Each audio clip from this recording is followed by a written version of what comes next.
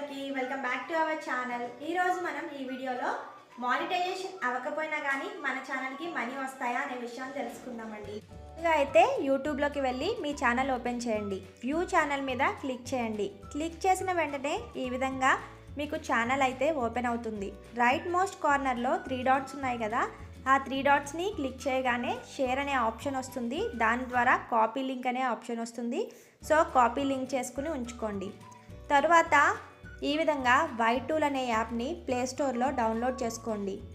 Open చేయగానే enter URL, channel URL లేదా video అని వస్తుంది.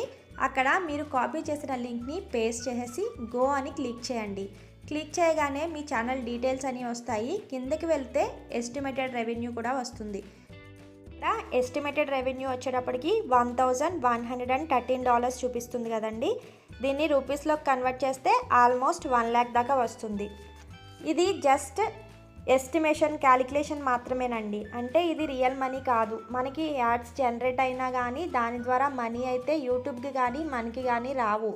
బట్ మన ఛానల్ పెర్ఫార్మెన్స్ ఎలా ఉంది, ఒకవేళ మానిటైజేషన్ అయితే కనుక మన ఎర్నింగ్స్ ఎలా ఉండబోతున్నాయి అనేది జస్ట్ ఇన్ఫర్మేషన్ ఇస్తుంది మాట.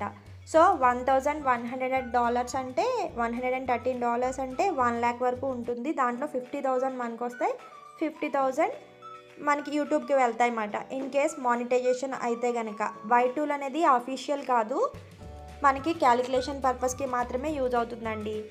ఛానల్ కూడా మానిటైజేషన్ అవనట్టయితే మీ ఎర్నింగ్స్ ఎలా ఉన్నాయో Y2లో చెక్ చేసుకోండి.